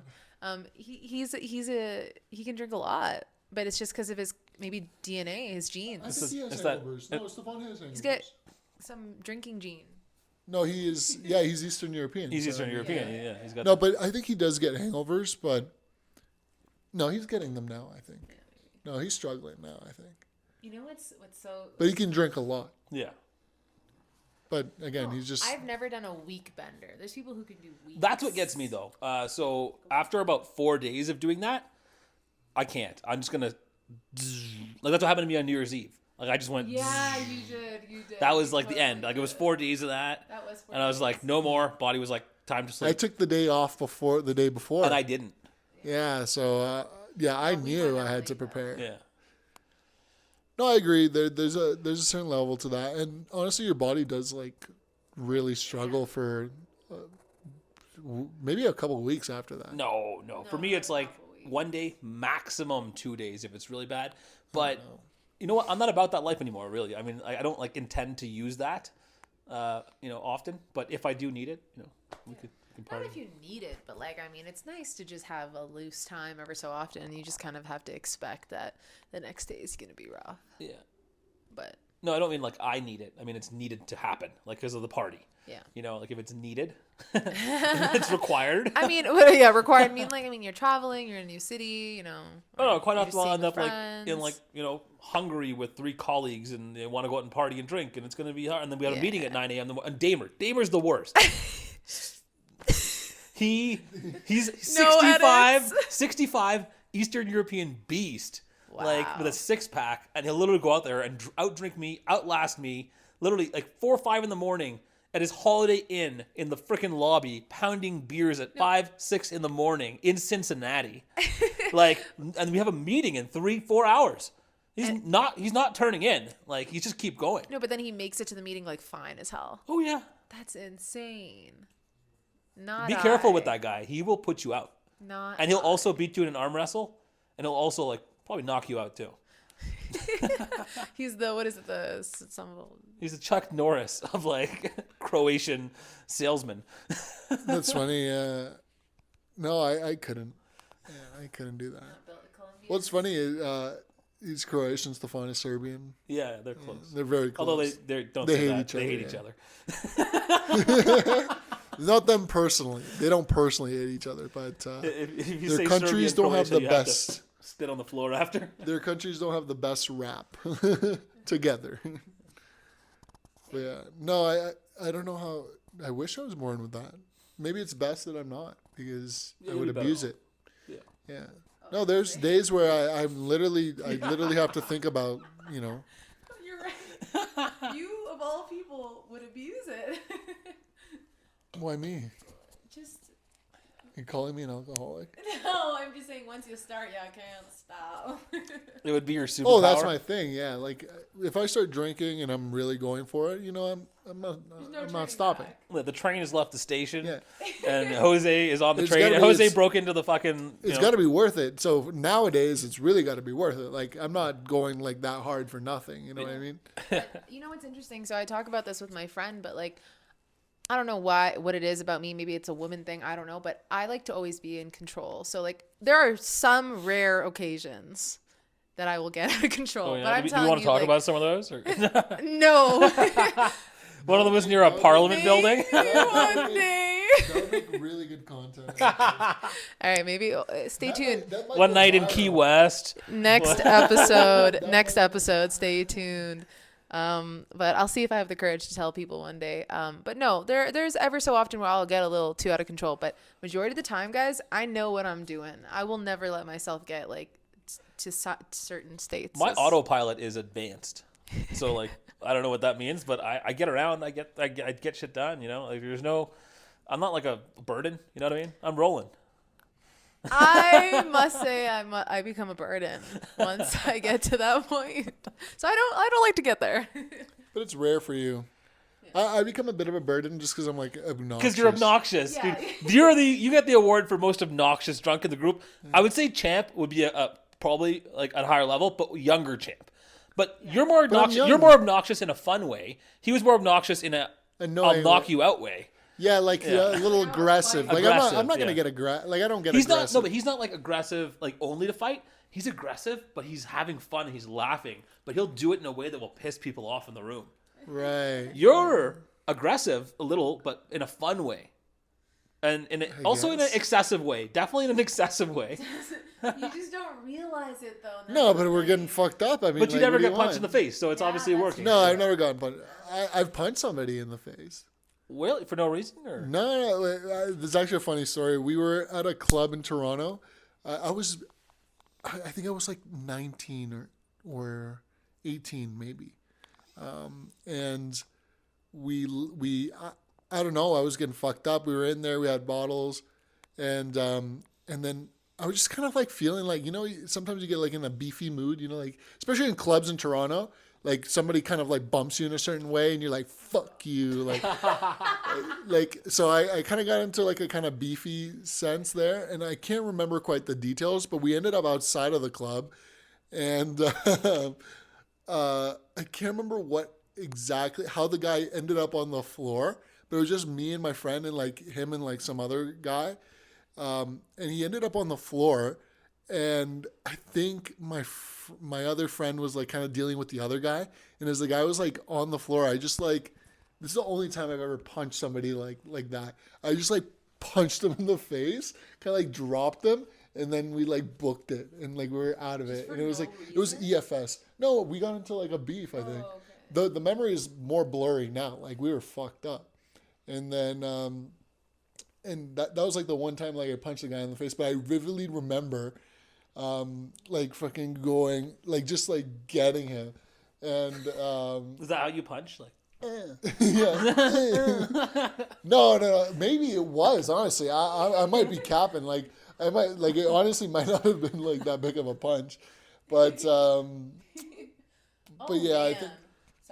But I think, so we did have other friends around, but they were kind of in the back. Like they wanted nothing to do with it. And so my friend that was, like, we were in the beef, basically. I think we were in the car later. Not in the car. We were on the bus. And then he was like, yo, you guys fucking... He was, like, talking to the other friend. He was like, yo, you guys fucking suck. Like, Jose fucking came out and knocked that motherfucker out. Like... Because, like, I didn't even know what I was doing, but that, like, just kind of got me... We were not, like, huge friends. Like, he was actually my boss at the time. What's his name? No. Okay. No, this is different. He actually wasn't my boss at the time. We had rekindled, like, our friendship after a while, but he was, like, kind of like that. So it was just interesting in general. Yeah, but those are always memorable. That's the only time I've ever been like aggressive like that, like drunk. But I mean, maybe. You're with your friends and you're 18. Like, I mean, like, it There's makes something sense. about being at a club in Toronto Yeah. where like you just fucking hate everybody else. I don't know what it is. Like, I've never felt that way, but I know other people feel that way because I can feel it. you can feel it. Like you can feel it in the clubs. It's like people feel like a sense of like Just dominance. Yeah. So in Colombia, like, why is that or in like happening? Latin culture, you go to clubs and people are like, if you accidentally bump into somebody or this and that, people are just kind of like, it's a packed club. What are you Yeah, expecting? what do you expect? Yeah, that's how I feel. In Toronto, at least back then, like Yeah. if you bumped into somebody, they would look at you some Oh, sort you of looking at way. my girl? Like, what the fuck are you doing? Like, It's ridiculous. I don't know I've been what in it so is. many fights in clubs. It's ridiculous. Like, I've been to Not me, but- certain. I mean, I was gonna say like Zane. friends, I remember back in high school, man. Like it was every day. My mom would be picking you up from school and probably seeing you in like multiple fights. But no, Literally, none of those fights were my fault. no, I know, I know, Yeah. I know. You were always just helping someone else out who started the fight. Or I would be the something guy like that, like, when my friend starts beefing with the other guy, like, I wouldn't be hiding in the back. I'd just walk right in the middle. I'd be like, listen, guys, do we really want to do this? because I'm a black belt. No, It's like, no, no, yeah, it's just no, like, literally, no. People were literally scared of you though because they knew you could fight. Like you would probably be like the mediator. You Oh, I be could- Like, do I you could really hold- want to do this? yeah, I would be the guy Do standing in the you middle, like, want to? guys, don't do this, or like, oh, okay, I guess we need to. Okay, all right, yeah, go. Let's do it. But no, what I was gonna say is like it's a weird thing when you go to a club and you expect to like have a good time, but some clubs you go to and just everyone's like either just standing up against the wall and they're all serious and like looking around and no one's having a good time, and I'm like, what is this? Like, there's a couple clubs in Toronto that you're just like, Yeah, why everyone's, is like, everyone standing against the wall. Even girls are judgy and everyone's just staring and like, who's this bitch? Who's this bitch that just walked in? And I'm just like, I remember I went to a club with my girls once and I was just like, screw all you people. I'm having the best time of my life. I was the only one in the middle dancing and like Did you just guys go to having a good club when time. you were in Tulum at all? Like a nightclub? We did last time, no? no, we went to a restaurant. Oh, yeah, that place. You told me about. Ilios. Dude, Ilios. We went to a club. Like, you had to go in through this door and then go to this thing and like go into this room. And then there's literally go-go dancers in like cages on like stages everywhere. Wow. And, like fire and like. Oh no, we haven't. We didn't even know. It was crazy. We had Yeah. some sort of an experience like that at Playa del Carmen with the go-go dancers. Oh, okay. They're Playa del they're Carmen. really into that. mean, I think they are. In yeah. Mexico, they're definitely into that. The cages and the dancers, it's like everywhere. I've seen that in Toronto. True. Really? Yeah. Interesting. In Europe a lot. Yeah. Oh, it's yeah. definitely it is. Maybe, maybe it started in definitely, Europe, to be honest. Yeah. But no, I've never. I want to go to clubbing in Tulum. Like Tulum is just fantastic. It is such a good vibe. It's got an energy there that like keeps you coming The back. clubbing was friendly. It was nice. Yeah. Yeah.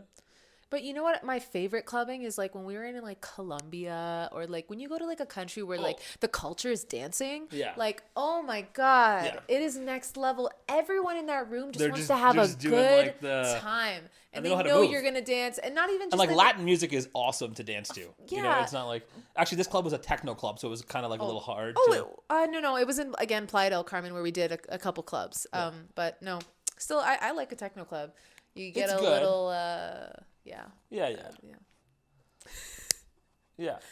No edits. Techno's fun. Yeah. Depends on what kind of dancing you're trying to do. But it depends. Yeah, it depends on your mood too, because sometimes Yeah. it can be too intense if you're Yeah. too, if you're not drunk enough, sober. or, Yeah, yeah, exactly. high enough or something. Yeah. No, definitely fun. Yeah. What are you looking up there, JD? Nothing. Nothing. What were we talking about earlier? We're like, save it for the podcast. We're like, You were gonna tell me something. In the kitchen. what were we talking about? Shit, I don't know. I told my story about the. No, there's another one.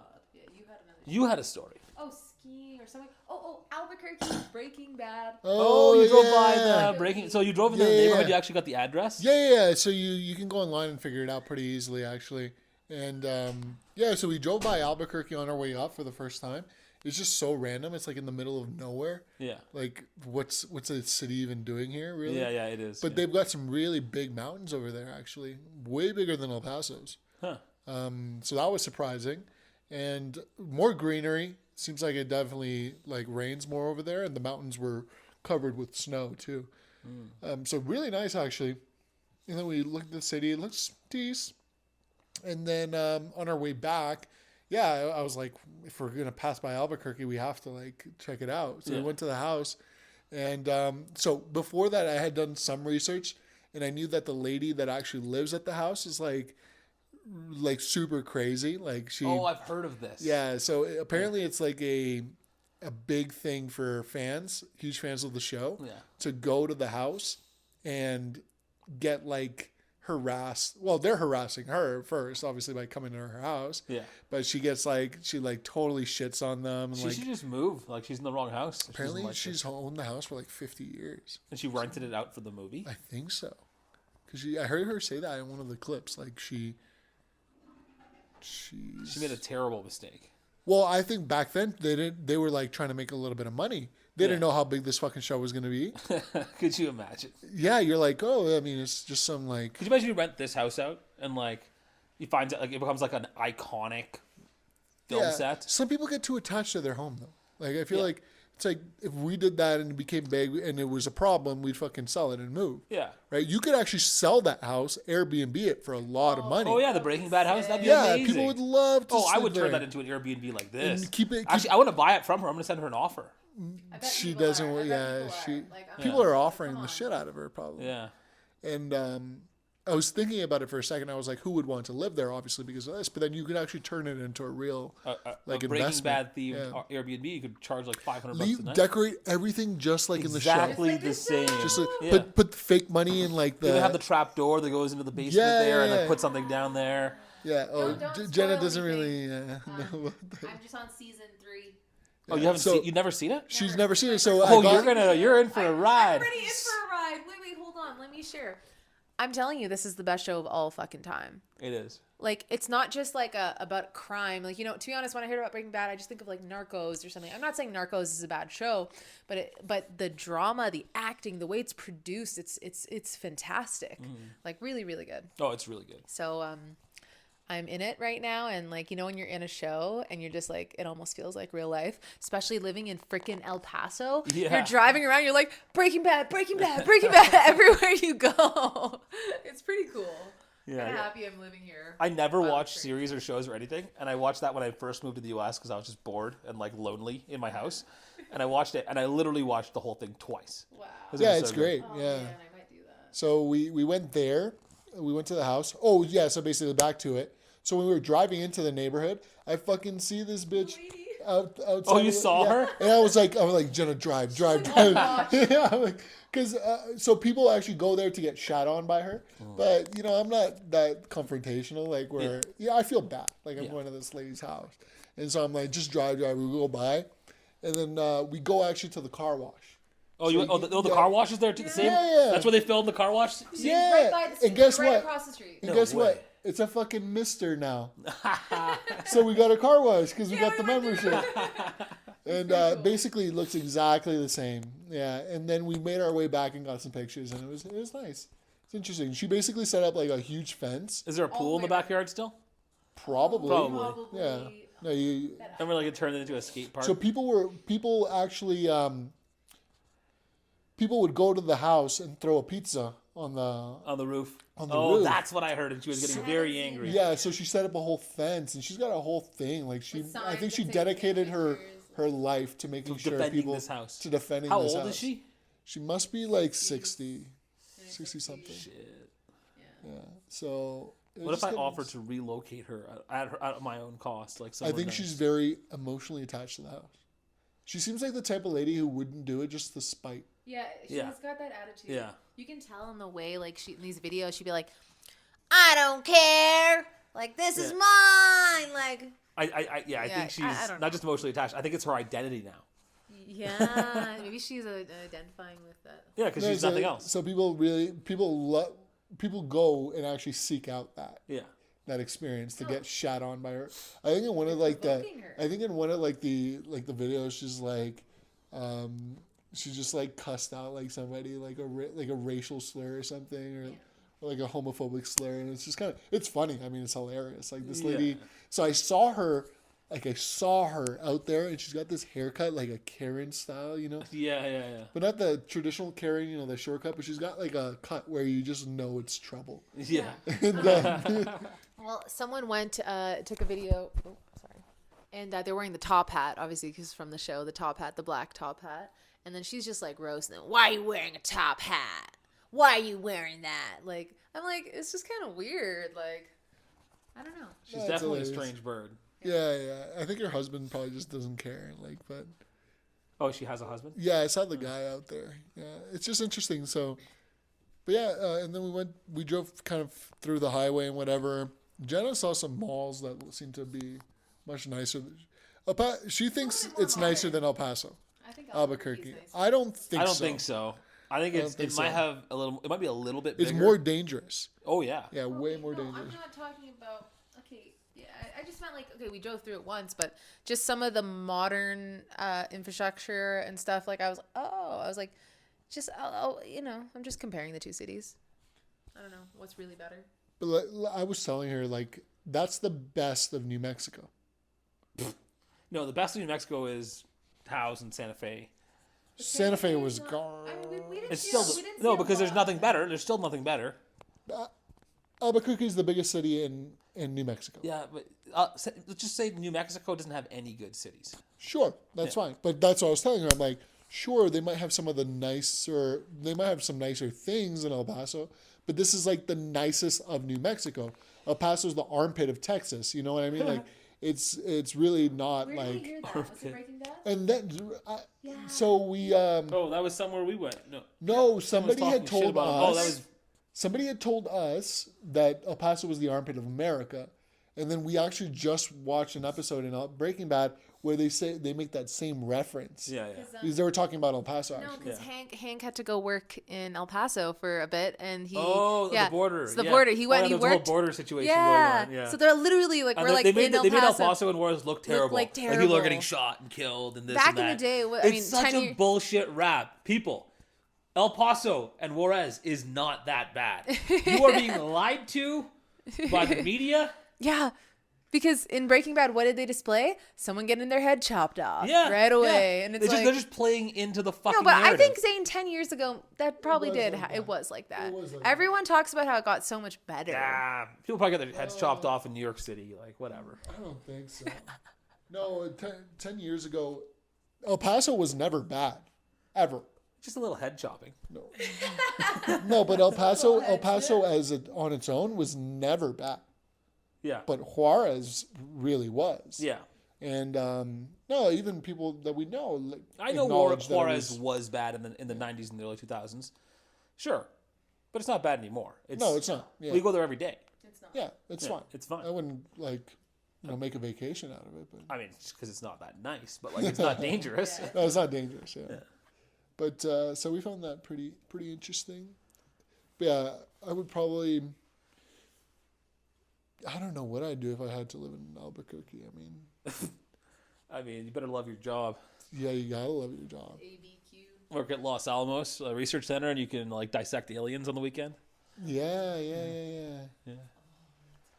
Yeah. What do you say we wrap this episode 3 up, baby? Yeah, I think it's about time. I don't even know what time it is. I don't know what time it is. My phone's So- there. Our phones are being used. Zane still owes us his foot finder. Oh, yeah. Maybe one Don't worry. If we keep talking about it every podcast and this podcast gets big enough, I might actually sell some Oh, feet for pictures. sure. You hopefully do. We I all- will, and I'm gonna We start. all should. We all should, dude. Could you imagine? I don't know And about like mine. we set it up so we Oh, have God, we have I like know a, what we to have say. like we have like a chase in the middle, or like one of those like foot things, and like we have the camera right there, and we all just do the podcast like this every That's time. our thumbnail. That Yeah. seems that seems like it would be free though. Okay. No, but no, we're gonna put really special pictures on the account, obviously. Please, I would like to know, everyone, in the comments below, is it normal for people to cut their toenails on a regular basis? Yes. Yeah?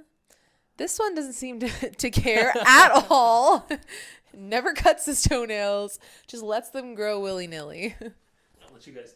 Way to expose me. I mean, It's a good topic. what the hell? I mean, I don't know. I just don't think about it. So that's why you're always. I get a pedi. No, it's not. Sure, you don't think about it. No. Like He I doesn't. get a pedicure every so often whenever I think about it.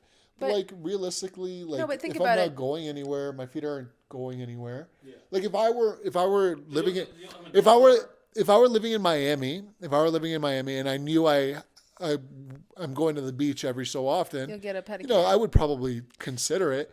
But who's fucking looking at my feet? I look at your feet. They are not like huge in my shoe, and you know. No, so it actually affects your It doesn't shoes. affect me. It should. How It'll. does it? How do you? Does No. it want to grow like this long? No, they're No. like bent over each other multiple times. No, that is not Yeah, true. you have a couple toenails that are just like. That is not true. It's not true. They kind of mold into the Okay, so into the if, toe. If we don't want to show off our feet too much, we can have the ottoman, and then we can have like some nice socks, maybe with some foot cleavage or something like that. You know? the toes that stick out of the socks? Yeah, some maybe hold-toed socks or something. You know, just show a little skin. We're such sluts. Pretty much. We can play around with Check it. out these arches. These arches are fantastic. Oh God, Zane, you only imagine like people with foot fetishes, like what level of detail they get to with feet. God, It's it's not it's beauty. To each his own. it's definitely a thing. Like I like. Never mind, we're not getting into it. I mean, you could look. You could pay for my pictures. $20 Yeah. for eight No, shots. seriously, don't judge people. I mean, you can make some good money with your feet. Yeah. Yeah, stop judging my toenails, Jen. maybe Fully just expose me to maybe all. there's someone who likes long ogre toenails. Oh, there's gonna be So you gotta That's cater a to fetish. every You gotta category. cater to of every category. of, So Jose's got the the rugged. rugged toes. Rugged, mate. I'm a real man. All right.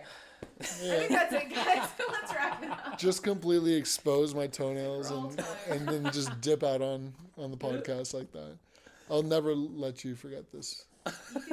This is terrible. Oh, I got a lot of dirt. That will expose one All day. right, guys, you'll have to watch the next podcast for a little bit of dirt on Jenny over I here. don't know about that, guys. That's You're too much. done. That's too personal. You're done. You're done. Peace. Bye, guys.